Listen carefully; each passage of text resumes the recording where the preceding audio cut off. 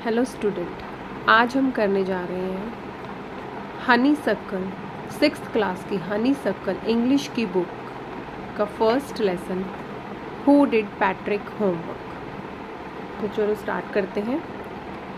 Before you read discuss in class, do you like homework, do you do it yourself और do you get help, what homework do you usually have.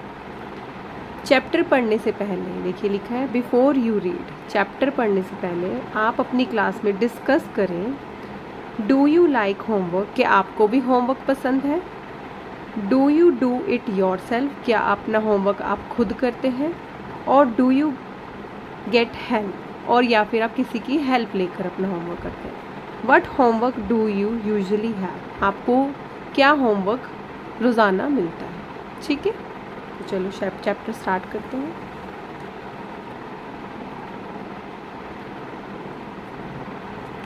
Patrick never did homework. Patrick जो है, जो ये Patrick ये जो boy दिखाया हुआ है इसका नाम पैट्रिक है।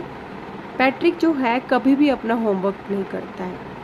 टू बोरिंग ही सेड, वो हमेशा यही कहता रहता है कि ये बहुत बोरिंग है, होमवर्क करना बहुत बोरिंग है।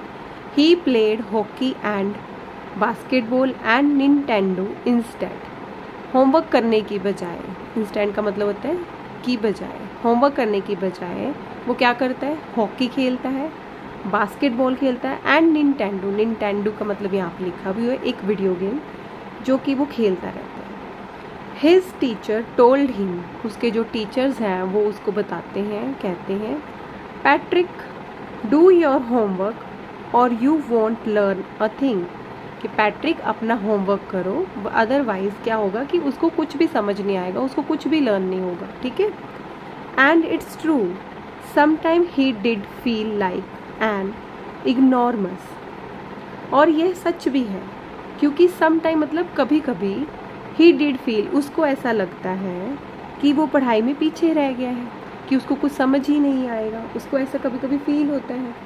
ठीक है बच्चों, कि वो एक इग्नोरमस का मतलब हम स्टूपिड भी बोल देते हैं, लेकिन यहाँ पे लिखा भी है who lakhs education, an ignorant person who lakhs education. ठीक है, तो कभी कभी पैट्रिक को लगता है कि sometime he did feel like an ignoramus, तो कभी कभी पैट्रिक को ये लगता है कि वो एक स्टूपिड है, उसको कभी कुछ समझ नहीं आएगा। ठीक है, but what could he do, पर वो ऐसा क्या कर सकता था। ही हेटेड होमवर्क, क्योंकि उसको तो होमवर्क से नफरत थी, हेट का मतलब होता है नफरत करना। Then one day he found his cat playing with a little doll and he grabbed it away. तो एक दिन क्या होता है, वन डे ही फाउंड, कि उसकी जो कैट है वो उसको दिखाई देती है खेलती हुई, किसके साथ, एक लिटिल डॉल के साथ, and he grabbed it away, और वो उससे उसको ग्रैब करके ले आता है, ग्रैब मतलब छीन कर ले आता है। ठीक है, to his surprise it wasn't a doll, उसको बड़ी हैरानी होती है, सरप्राइज मतलब बड़ा आश्चर्यचकित होता है कि ये तो डॉल नहीं है।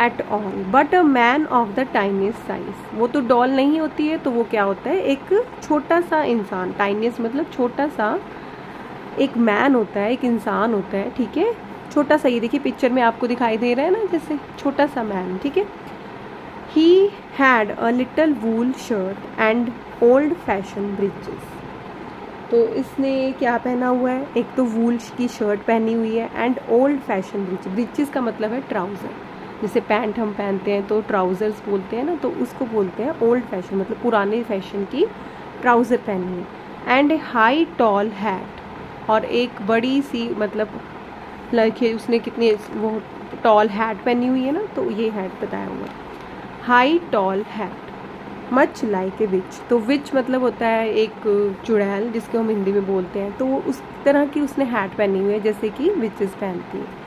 ही येल्ड सेव मी, तो वो जो ये छोटा सा टाइनीस्ट पर्सन है ये जोर से चिल्लाता है, कहता है सेव मी, मुझे बचाओ, don't give me back to that cat, मुझे इस बिल्ली के पास वापस मत दो, I will grant you a wish, I promise you that, तो वो कहता है कि मैं तुम्हें इसके बदले में आप तुम्हारी एक विश जो है पूरी कर दूँगा, और मैं ये प्रॉमिस मतलब मैं तुमसे वादा करता हूँ। Patrick couldn't believe how lucky he was. तो पैट्रिक को तो पहले बिलीव नहीं होता है कि वो कितना लकी है, ठीक है। Here was the answer to all his problem. तो उसकी तो सभी प्रॉब्लम्स का उसको आंसर मिल जाता है।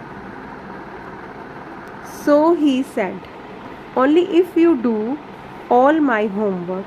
तो वो कहता है कि अगर तुम मेरा सारा होमवर्क करोगे till the end of the semester that's 35 day, कि सेमेस्टर के एंड तक जो कि 35 डेज़ में पूरा हो जाएगा, तब तक तुम्हें मेरा होमवर्क करना पड़ेगा। If you do a good enough job I could even gets A. तो वो कहता है कि अगर तुम एक अच्छा काम करोगे तो मुझे ए ग्रेड भी मतलब मिल सकता, जैसे आपको कॉपीज़ में मिलते हैं ए बी या सी बच्चों को ग्रेड मिलते हैं, तो उसी तरह वो कहता है कि मुझे भी ए ग्रेड मिल जाएगा, ठीक है। The little man faced wrinkle like a dish cloth thrown in the hamper. यहाँ देखो बच्चों, रिंकल का मतलब हम ये कह सकते हैं कि जैसे कोई अपने फेस पर गुस्से से अपने फेस को कर लेता है ना, तो हम यहाँ पे रिंकल को कह सकते हैं कि त्योड़ियाँ डाल रहा है, गुस्से से अपने फेस को ऐसे बना रहा है। डिश क्लोथ का मतलब होता है जिससे हम जैसे बर्तन साफ़ करते हैं, जैसे किसी ने उसको गुस्से से हैम्पर यानी डस्टबिन में फेंक दो, वो अपने फेस को लिटिल मैन जो है ऐसे गुस्से में दिखा रहा है। ही किक्ड हिज लेग, और गुस्से में देखो वो अपनी लेग को ज़ोर से मार रहा है, ठीक है। And double it his feast, feast मतलब मुट्ठी, और अपनी मुट्ठी को भी वो ज़ोर से 2 बार ऐसे मुट्ठी को मार रहा है। And he grams and scold and pursued his lips. अब यहाँ पे देखो, जैसे इस ग्रीमेस्ड का मतलब होता है कि जैसे कि वो एग्री नहीं कर रहा है कि जो उसने विश मांगी है पैट्रिक ने, वो एग्री नहीं कर रहा है, और इस वजह से वो गुस्सा दिखा रहा है, वो चाह रहा है कि वो उसका काम करने को तैयार नहीं है, ठीक है।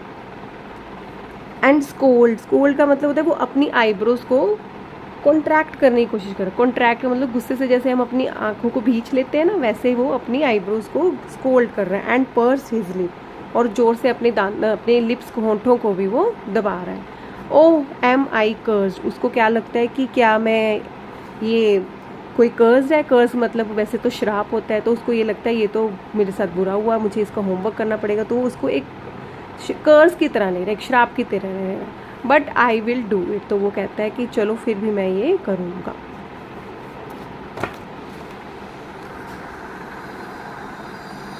And true to his word, that little elf began to do Patrick homework. And जैसा कि वो उसे कहता है कि मैं तुम्हारी विश पूरी करूँगा, उसको वर्ड्स, अपने वर्ड्स को रखते हुए वो कहता है लिटिल एल्फ। यहाँ पे छोटे से आदमी को एक लिटिल एल्फ की तरह नाम दिया हुआ है, जैसे छोटे छोटे लिटिल एल्फ होते हैं ना स्टोरीज़ में, तो यहाँ पे उसको लिटिल एल्फ का नाम दिया। Begin to do Patrick homework, तो वो पैट्रिक का जो है होमवर्क करना शुरू कर देता है। Except there was one glitch, तो अब क्या होता है कि सब कुछ ठीक चल रहा होता है, लेकिन ग्लिच का मतलब होता है कुछ गड़बड़ होना, एक गड़बड़ हो जाती है कि the elf didn't always know what to do.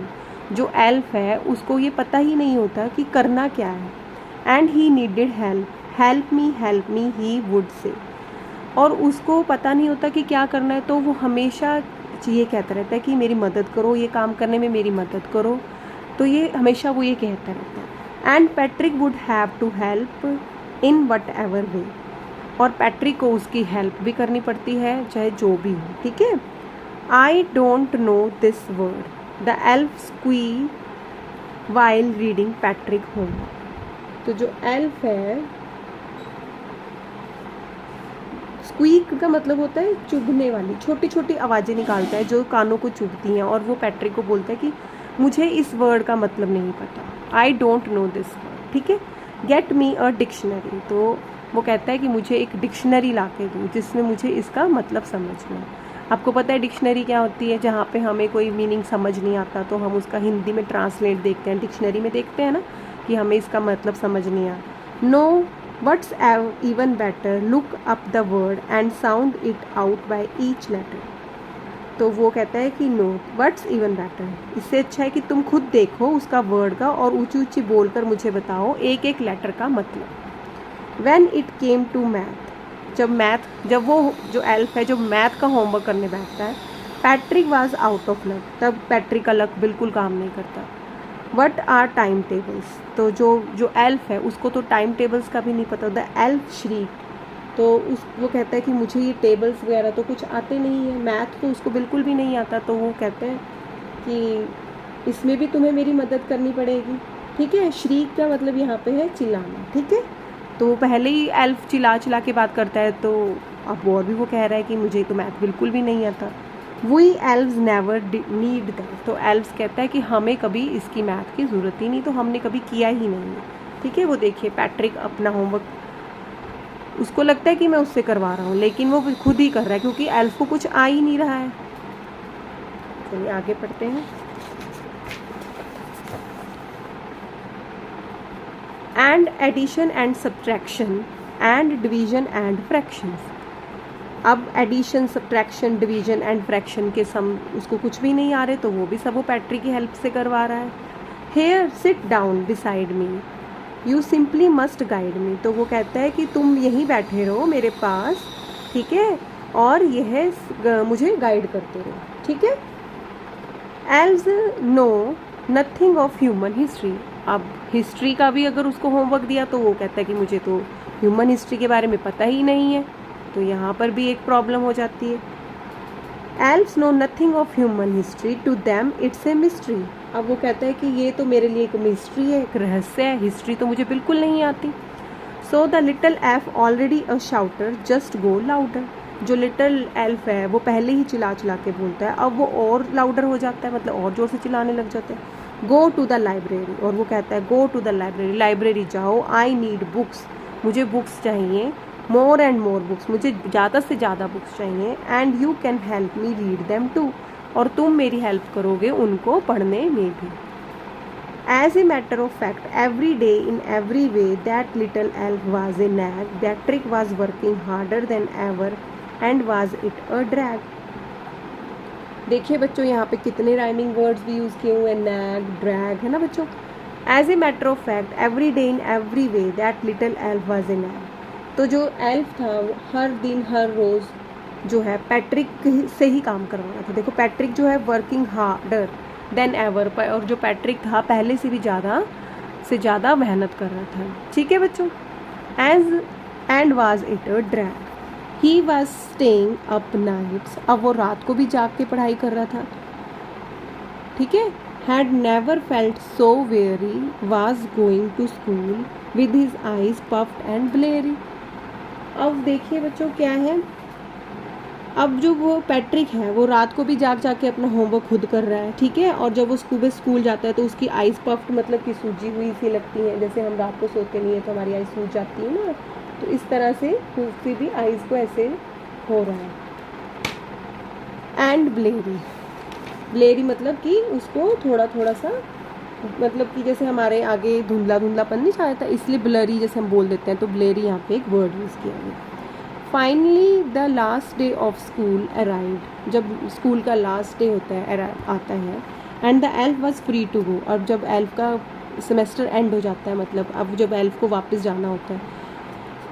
As for homework there was no more, अब जब होमवर्क नहीं बचता है, सब कुछ फिनिश हो जाता है। So he quietly and slyly slipped out the back door, तो वो क्वाइटली से धीरे से स्लाइली मतलब चला जाता है, ठीक है। एल्फ जो है अपना काम करके वहाँ से, स्लाइली का मतलब होता है गुप्त तरीके से, वहाँ से निकल जाता है, पिछले दरवाजे से वो आराम से निकल जाता है, ठीक है बच्चों। पैट्रिक गॉट हिज ए, हिज क्लासमेट्स वर अमेज्ड, जो पैट्रिक है उसको ए ग्रेड मिलता है, उसके क्लासमेट्स जो हैं बड़े हैरान होते हैं, अमेज मतलब हैरान होते हैं, ठीक है बच्चों। His teacher smiled, his teacher smile and were full of praise, अब जो उसकी टीचर्स हैं बड़ी खुश होती हैं और उसकी प्रेज मतलब तारीफ़ करती हैं। एंड हिज पेरेंट्स, और उसके पेरेंट्स भी। They wondered what had happened to the Patrick, अब वो सोचते हैं, वंडर्ड मतलब कि वो सोचते हैं कि ऐसा क्या हुआ कि पैट्रिक इतना चेंज कैसे हो गया, क्या हुआ, कैसे क्या हुआ, मतलब he was now the model kid, अब वो एक आदर्श मतलब एक अच्छा बच्चा क्लास में कहलाया जाने लग गया। मॉडल किड का मतलब हम कह सकते हैं एक आदर्श kid. Cleaned his room, did his chore, was cheerful, never rude, like he had developed a whole new attitude. अब वो अपना कमरा भी खुद साफ करता है, अपने घर के काम भी खुद करता है और हमेशा खुश रहता है। नेवर रूड, कभी गुस्से में बात नहीं करता। Like he had developed a whole new attitude, ऐसे लगता है कि उसका पूरा का पूरा एटीट्यूड ही बदल गया है। You see, in the end, Patrick still thought he would made that tiny man do all his homework. You see, in the end, आपको देखिए बच्चों, अब जब ये स्टोरी का हम एंड पढ़ रहे हैं तो पैट्रिक को स्टिल अभी तक यही लग रहा है कि जो टाइनी मैन है उसने उसका सारा होमवर्क किया। But I will share a secret just between you and me. जो इसका राइटर है, जो जिन्होंने ये लिखी है, तो वो कहते हैं कि मैं तुम्हारे साथ एक सीक्रेट शेयर करना चाहता हूँ, बिटवीन यू एंड मी। अब तुम्हारे और मेरे बीच में ये सीक्रेट है। It wasn't the elf, Patrick had done it himself. वो कहता है कि ये एल्फ ने नहीं किया, पैट्रिक ने खुद से ही अपना काम किया। तो जो भी मतलब जो भी ए ग्रेड जो भी पैट्रिक को मिला है, तो आपको क्या लगता है वो एल्फ की हेल्प से एल्फ ने किया था होमवर्क? नहीं, तो वो तो सब पैट्रिक खुद ही कर रहा था। तो पैट्रिक की मेहनत की वजह से ही उसको अच्छे ग्रेड मिले। तो पर पैट्रिक को लगता है कि वो एल्फ ने किया है, लेकिन ये बात सही नहीं है, क्योंकि पैट्रिक जो है अपना होमवर्क खुद कर रहा था, उसने सारा काम खुद किया, तो इस वजह से उसको ये ए ग्रेड मिला। ठीक है बच्चों, तो आपको उम्मीद है ये लेसन अच्छा लगा होगा। अगर आपको मेरी वीडियो अच्छी लगी तो please like, share and subscribe बच्चों। थैंक यू बच्चों।